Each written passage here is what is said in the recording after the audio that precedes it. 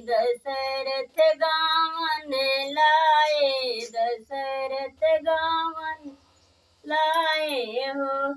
सखिया बही उमरिया के थोरी गावन नाही भावे, गावन नाही भावई हो। सखिया बही उमरिया के काच गावन नाही भावई, गावन नाही भावई हो। सखिया बही उमरिया के थोरी गावन नाही भावे, गावन नाही भावई हो।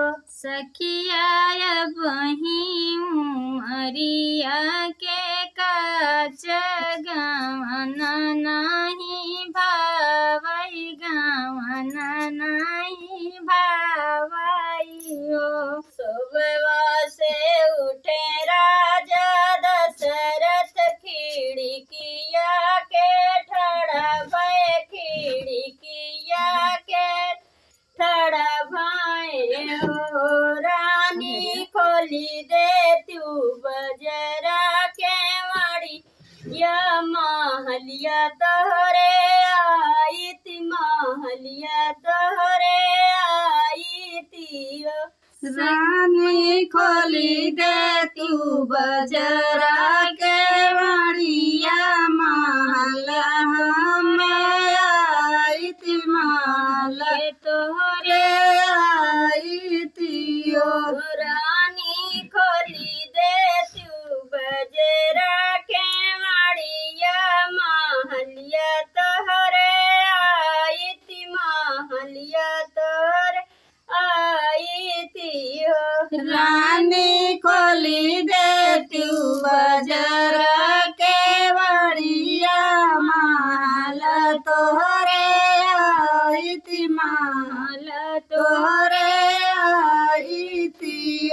कहूँ कहूँ राजा से कहत लजिया लागे, शरम हमारे लगाई हो।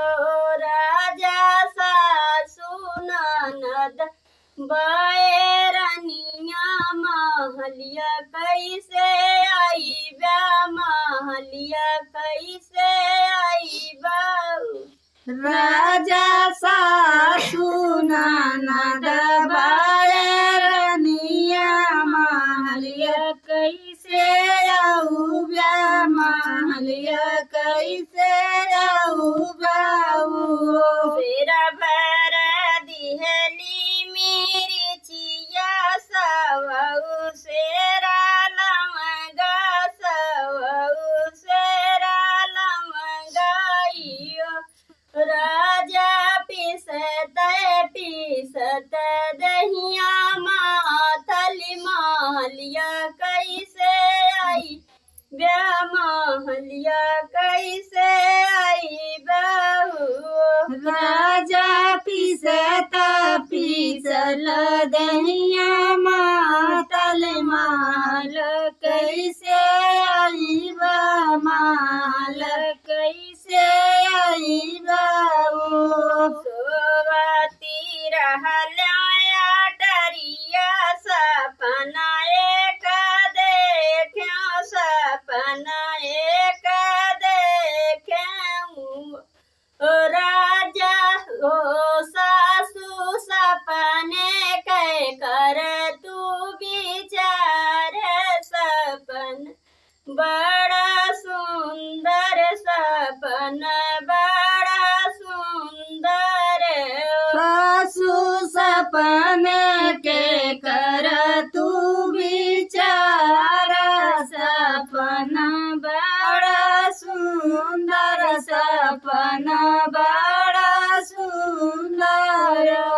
द्वारे पे देखो गैया बांधलियो, सारे ब्रह्मा बैठलियो, सारे ब्रह्मा बैठल।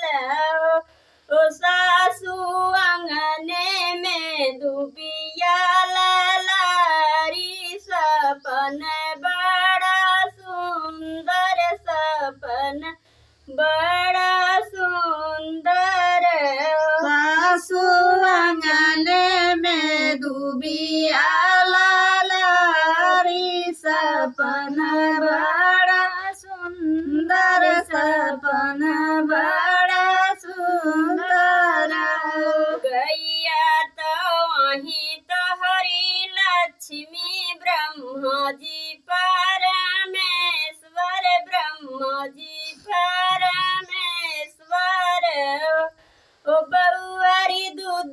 बिया तो वहीं आही बात लालन तोहरे होई हाँ लालन तोहरे होई हाई ओ